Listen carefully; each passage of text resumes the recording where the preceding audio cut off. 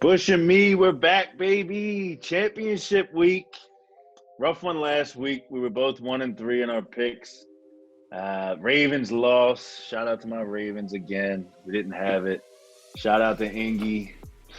No longer a Raven. We love you. Dog. Big trust. Saints lost. Yeah, he'll be all right. Saints lost as well. You were there. Yeah, you were there. Breeze, was that his last game? Do we see him? Is he going to retire? 20 years in the league. That's a long time. I think it's over for him. I think the way that he kind of reacted after the game and the emotions that he had, the way he left the field. I know everybody was talking about that one little look back, like I mean, I know that's not the way that he wanted to go out, but I think this was I really think this was the last effort for him to try to put another Super Bowl under his belt and I guess you could say beef up his legacy a little bit. I thought it was a great effort by him and the Saints for the whole year, but Drew came up short. The Saints came up short. It wasn't the performance that he wanted to have, but I don't know if you saw the message that his wife put out on Instagram a day or two after the game. I think it's a wrap for him just because she had that response, and she also stated about the injuries that this guy played with. Everybody knows about the 11 cracked ribs and the punctured lung, but nobody was talking about his foot injury that he was dealing with, the torn muscle fascia he had in his foot, and he was playing with a torn rotator cuff in his right shoulder. So this guy is a warrior. He went out like a warrior. He didn't have the game that he wanted, obviously. I mean, it's not always a storybook ending, but what a career this guy has had. I mean, he's an individual. He's a leader and someone that I looked up to, and I didn't want to let that guy down when I played. So I think Drew Brees helped my career in ways that he doesn't even know about. So if this was his last time putting the helmet on and strapping up, what a hell of a career this man had, and what a presence he was to the city of New Orleans, the state of Louisiana, and what he's done, not just for the Saints and the Saints fans, but Hurricane Katrina survivors and the people in that region that he's been able to bless off the field. He's had such a great impact on the field, but his impact off the field, it was just as noble as what he did on the football. The intangibles, like you say, not only did he make everyone around him better, the stuff he did for that city, man. Who would have known when Sean brought him over with 2006, his first year, that he would, he was a 13-time Pro Bowler, stuff he did on the field. 7-time he led the league in passing yards. I didn't know that. Yeah. 4 times he led the league in touchdown passes. Only made All-Pro once in 2006 before you got there, so you didn't help him out with that one. But a hell of a career. Ding, ding. 2-time Offensive Player of the Year, 20 years in the league, Super Bowl champ, Super Bowl MVP. Great guy. One guy who did retire, though, this past week was Phillip Rivers, 17 years in the league, so not as many, but still had some good years. 8-time Pro Bowler. He was the NFL Comeback Player of the Year in 2013. He did lead the league. He had a good 2008. He led the league in passing yards and passing touchdowns. The conversation that's going on out there right now is he a first ballot Hall of Famer? You look at a guy like Breeze, no brainer. Absolutely. If you look at a guy like Brady, if Brady retires, no question about it. Roethlisberger, you might get some arguments there, but I say more than 80% of people are going to say first ballot Hall of Famer. You think Rivers is one? No, I just think that he's put in a lot of great work over his NFL career. Like you said, 17 seasons, 8 Pro Bowls.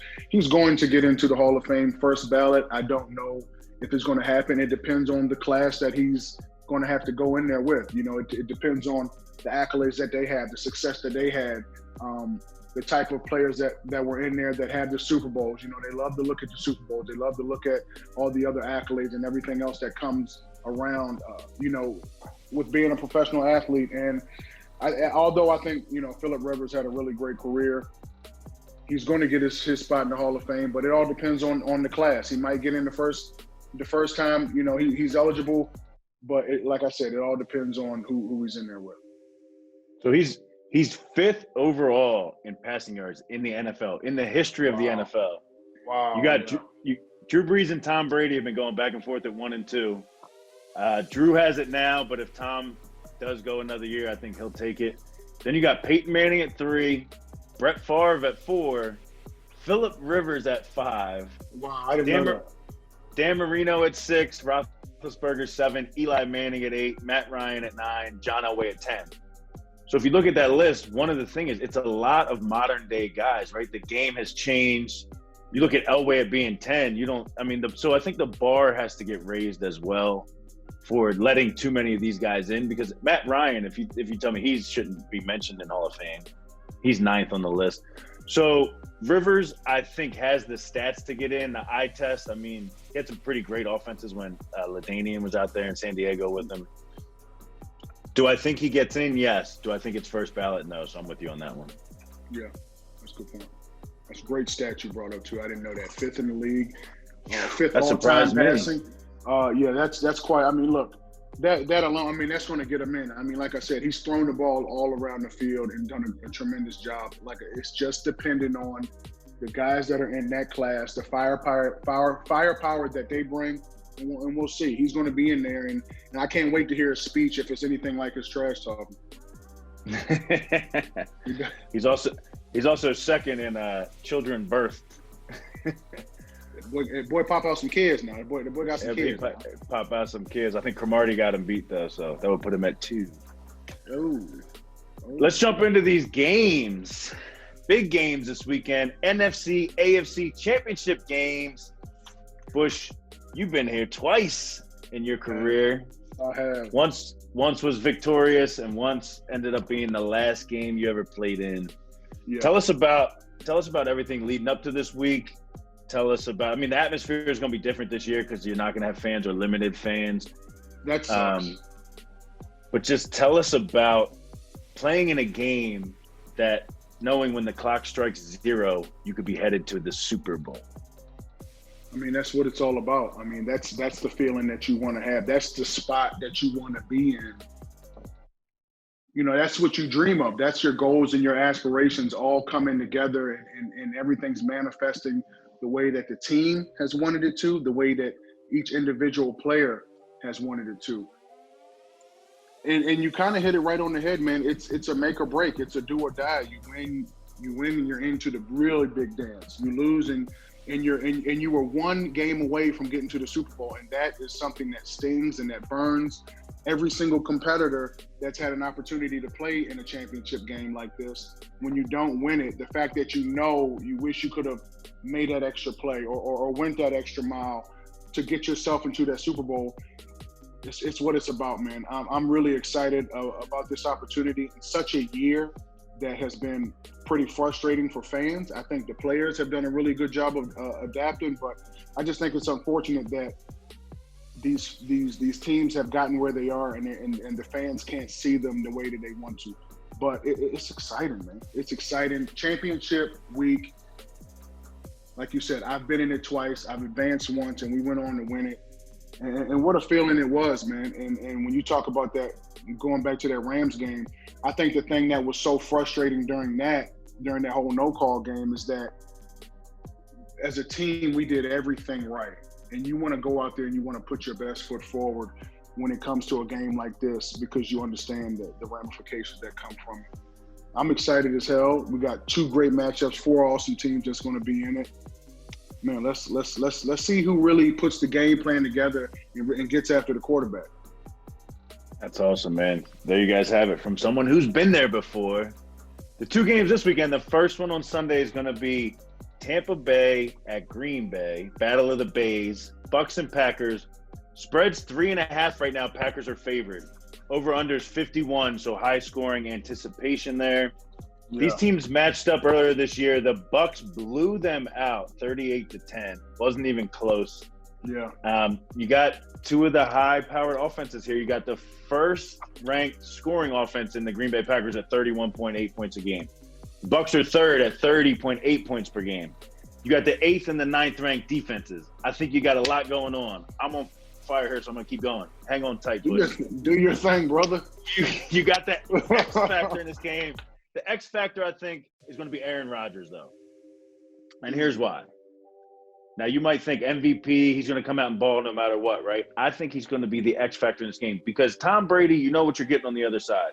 He's been in 13 of these championship games in his 20-year career, 21-year career. And he's 9-4. You know what you're getting, solid performance. You're going to have to outplay him to win the game. Now, Aaron Rodgers, this year, your MVP, right? Played the Bucs earlier this year, 0 touchdown passes, 2 interceptions. Every other team he played against this year, 48 touchdown passes and 3 interceptions. That's ridiculous. So this team might have his number. He's going to have to step up to play. The other thing working against him, Aaron Rodgers has been in 4 of these NFC Championship games. He's 1-3, 6 touchdowns, 7 interceptions. Hasn't historically showed up for this game. Now he has the weapons this year. I love what LaFleur's doing there. He has the play calling. I think this is going to be their year. Here's going to be the other key. All 4 of those games he's played in have been on the road. His one win was against the Bears in Soldier Field.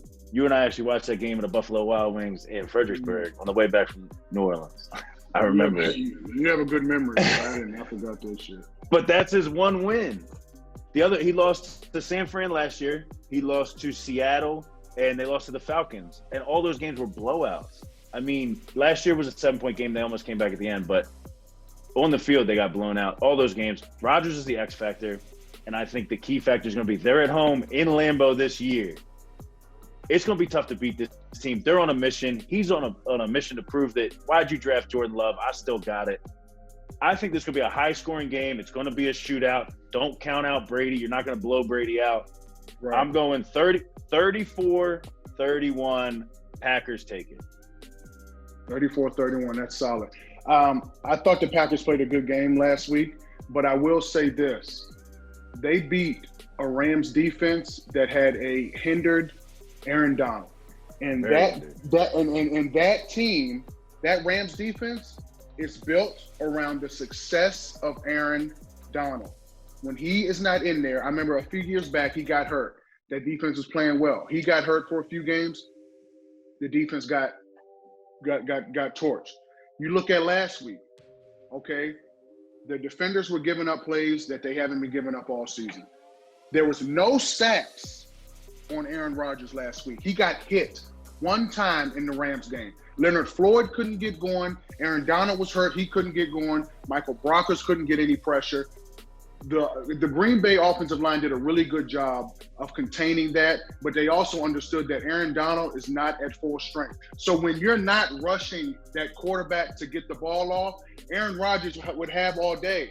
They had little leakages, but Aaron Rodgers in the pocket is a magician.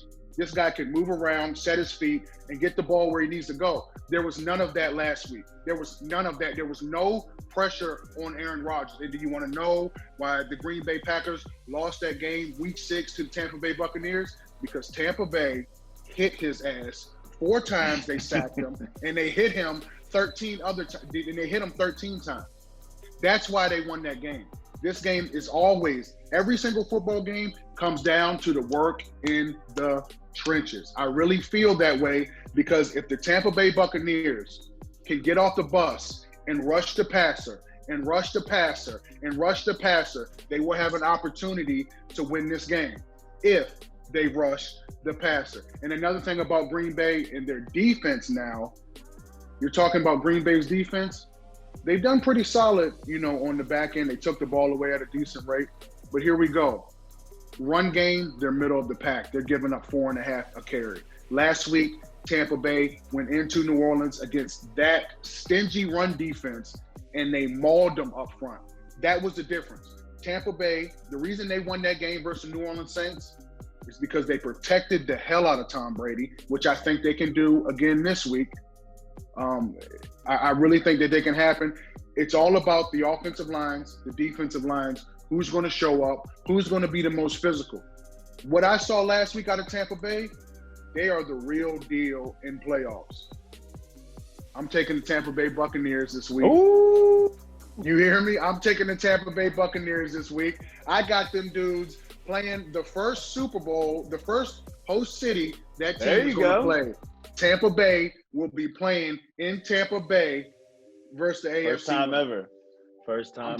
I'm taking Tampa Bay, and I think it's going to be kind of like what you were saying, a small margin. It's going to be a high-scoring game, though. I really feel like this is going to be an air-it-out type of game, but the winner will be the one who runs the ball more efficiently, who can get the ball down the field, who's going to be the most physical team.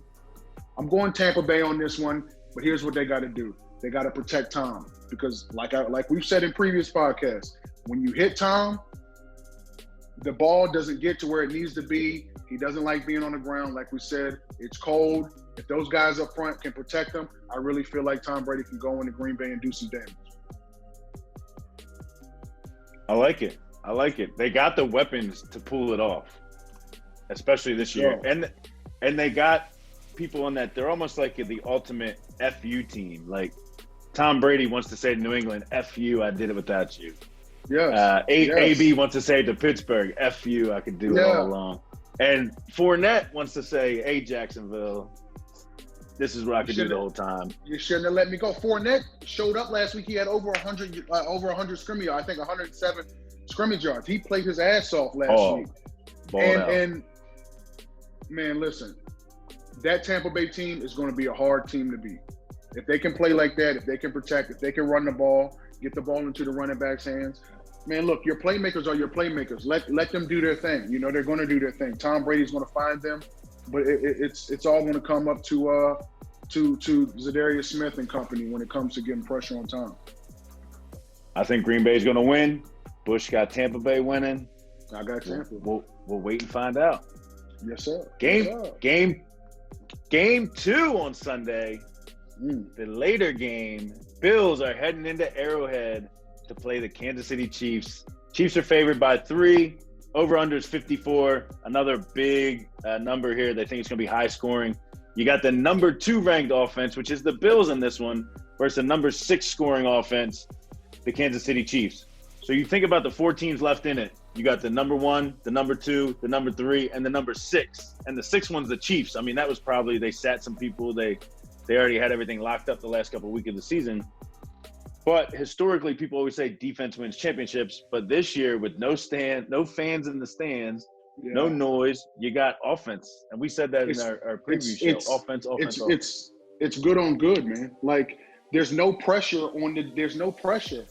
You know, when you're going into these other stadiums, you know, usually, you know, you're coming to the whole Seattle 12th man. You got to deal with all that BS, all that crowd noise. You know, it sounds like a train is behind you and you're trying to communicate to the person next to you and you can't even hear anything. That's one thing that places like Arrowhead and New Orleans, and honestly, any playoff atmosphere when the team has to travel there, you have to face not only the outdoor elements, but those fans as well.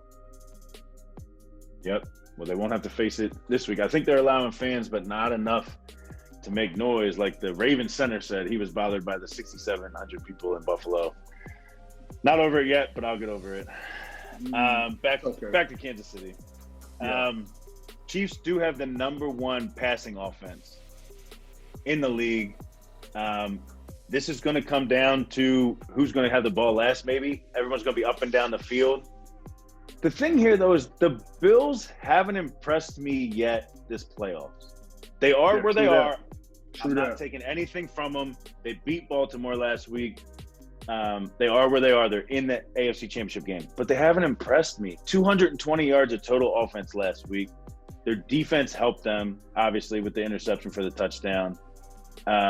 32 rushing yards they had last week. 32. That's not going to get it done. 16 rushing attempts. They didn't rush the ball the first 13, 14 plays of the game. 16 rushing attempts, and 7 of them were Josh Allen. So we can't even – I didn't go back and look at the tape, but you can't confirm how many of those were scrambles. So you take those – say you take half of those away, they ran the ball, 10 to 12 times? Well, for a team that doesn't run the ball that much, they sure do play action a hell of a lot. That's very true. If you're Kansas City defense, don't bite on the play action. Don't bite on the run until they can prove that they can run this ball against you guys. I agree. And you look at the other side of the ball, is Patrick Mahomes going to be healthy? We got to wait and see.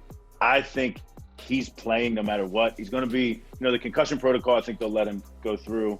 He's got but the foot injury, I think, as well, that it's hampering him a little bit.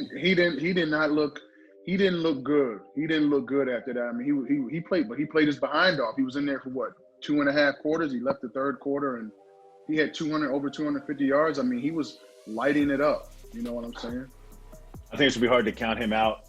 Even if he's at 60, 70%, never count him out. This is his third straight year in the AFC Championship game. That's and impressive. without an offside penalty 2 years ago, I mean, we could be talking about 3 Super Bowls, going for number 3. Wow. Andy Reid on the other side, you got to love him at the helm, but he is 16-14 in the playoffs. So not a great record there, a little over 500, but you got to respect. Keep going. You got to respect. He's been in 8 conference championship games in his 24 years of coaching. He's been in this game 8 times now. It's a what have you done for me lately league. It doesn't matter what you did the previous 10 years, Andy Reid. For the last few years, he's been lighting it up. He's been leading the charge. He's been getting his guys to play at a high level. Obviously, that's why he got his Super Bowl win last year as head coach, and it's possible he can do it again this year, man. They got some weapons. It's good. That's going to be an exciting game. But let me ask you this: do you think the mojo that Josh Allen and Stephon Diggs have been bringing all year, do you think it stops here in Kansas City? So I love it. I love what they've been doing. I didn't love it last week, obviously, against my Ravens. But I love what Diggs has brought. I love Josh Allen as a player, as a leader. He just looks comfortable out there. He's made the changes from last year, so he's putting in the work. The ball's not coming out. Last year, his elbow was coming out first. The ball was coming out a lot higher. He's making the changes. I think they have the chemistry to do it, so I wouldn't be surprised if they go in and win this game. I just think their trajectory as an organization is a little ahead of where they're supposed to be. So last year, made the playoffs, had the lead in Houston, blew it. That was an accomplishment for them. First playoff game since Music City Miracle, whatever it was. This year, made it a game further against the Ravens. Now, I think they've won a game they weren't supposed to win. So their trajectory path, they're a little ahead of where they need to be. So I think in a year or two, I think we're talking about the most dominant team in the AFC is going to be these Buffalo Bills. You add a running game. I just think. Go ahead. Is Patrick Mahomes retiring? I mean, hold on. What you mean now? Eventually, you sign a $500 million contract. It's going to start hitting the cap a little harder. They're going to have to make some cuts some other places, and he's not going to have very many weapons around him. So I just think Buffalo's on the path to get in the right direction. This is a win for them being in this game this year. Even if they lose it, it's been a great year, and next year, could be their year. They should just be happy they got there. They're happy they're there. They're happy they're there. They're happy they're there. If the Chiefs lose, they're pissed. If the Bills lose, they're happy. It was a good year. They had a lot of success this year. Look, the Bills they've been exciting as hell to watch, but I just think it's unfortunate that they got to go up into Kansas City and deal with Mahomes and crew. I mean, that's tough for me. What Kelsey and Hill have been able to do this year, they cannot let those two guys have the same success that they had versus the Browns, because both of them ate them up throughout in the air for over 100 yards apiece. So are they going to have an answer for Kelsey and Hill? That's what I'm excited to see. And are you just going to let Patrick Mahomes run around, sit in the pocket, and get out and pump fake your DBs and run into the end zone like you did last week? That's what I'm excited to see. I think the Bills are going to have it on offense, but defense is what I'm worried about. Can they score with these guys? Can they match the firepower that the Kansas City Chiefs have? I don't think so. Without that running game, like I said, I don't think they can. We'll find out, but you need to run, and it can't just be quarterback escaping the pocket.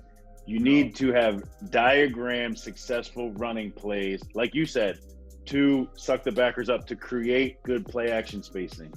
Then you get your play action. Exactly. Yeah, to create some better offensive scheme. I think they'll hang in this game for a little bit, but eventually you have no running game.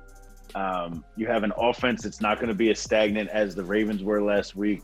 You have an offense that moves the ball consistently. You have an offense that has big play capabilities left and right. You need to watch out for everything. I just think the Chiefs are too good and are going to win this game pretty handily at the end of the day. I think it'll be close for a little bit. Another shootout. I'm going 2 touchdowns here, 38-24 Chiefs. Solid. If I'm the Buffalo Bills, the game plan I'm hammering into my team's head is keep the ball away from Patrick Mahomes as much as possible. And how do you do that? Manage the game, Josh Allen. Don't give this guy any extra possessions. Run the ball, just like you just said, me. Draw up some plays, man, where you get a favorable number of defenders in the box when you're dialing up your offensive schemes. Get the ball down the field. Be physical up front. I do like the offensive line for the Buffalo Bills. I think they play really well together. And another thing you said, chemistry. I love watching these guys play. They're very excited about anybody who scores. Their team camaraderie is at a high level. But are they going to be able to keep the ball out of Patrick Mahomes' hand? And that's the biggest question mark for me. Can Jerry Hughes and Mario Addison get after Patrick Mahomes enough? I really don't think so. I really don't think that they have the firepower. And the thing I love about the Chiefs, you go back and look at last week, they were running the ball pretty solid, especially when Pat Mahomes went out. But they still ran the ball pretty good, over four carry, and that's what you want. You don't want to have to rely on Pat Mahomes because, let's say he gets cleared on Friday or Saturday morning, and he's not been practicing with the team. Obviously, he knows the playbook in and out, but those reps are very, very important. So maybe you take a little bit of the pressure off of Pat Mahomes, especially early on in the game, get that run game going for the Chiefs, because I think that's a way that they can kind of slow the game down and let stuff come to them the way that they want it to. But at the end of the day, I said all this for what the Bills could do to have success. But if Pat Mahomes is healthy, if that foot or toe or whatever he has going on is feeling good, it's going to be super competitive like most of the games were last week up until a certain point. And then I see the Chiefs running away, and they're going to meet Tampa Bay in Tampa for the Super Bowl. Over there rhyming. They running away to meet in Tampa Bay. You feel me? I got a couple bars in my system. That's a great matchup, too, because Brady versus Mahomes, which was old school versus new school. Well, old AFC Championship game 2 years ago, Mahomes could get his revenge. True that. That's true that. Yeah, I like your matchups. It's kind of cool though, because it's like you get Aaron Rodgers, you get Tom Brady. That's the old school guys. Those are the guys that I grew up playing against. You grew up, well, not grew up, but like you watched them all your life. You know what I'm saying? And then you see the new school guys. You're still growing up. You got a lot of growing up to do. But then you see the new school guys. You got your Josh Allen, who I've loved seeing. I've loved seeing him progress. Patrick Mahomes, ever since he's gotten the opportunity, he's been lighting this league up, and I love seeing it. So either way we see it, it's going to be old school versus new school, and I'm excited. I'm excited about this matchup, just like I've been about all the playoffs this year. But yeah, look, I got Chiefs, man. I already told you. Pat Mahomes and Tom Brady, man. That's what I want to see. You got Chiefs, I got Chiefs, but I got A-Raj, and you got Brady. Yeah. Taking it home. We'll have to wait and see what happens. Let's wait and see, man. Wait and see. Bush and me, if you're listening to this, if you're viewing this, follow, comment on our YouTube, subscribe, help us out. We need that support. We're just going to continue to keep doing this. This was a good one. I think this is an exciting matchup this week. Looking forward to talking to you about it next week. We're going to give a little recap, and then we're just going to get into Super Bowl matchups. And Super Bowl. Let's get it, baby. Hope you guys enjoyed it. Have fun watching the games because we're excited. Hope you're excited. See you next week. Yes, sir.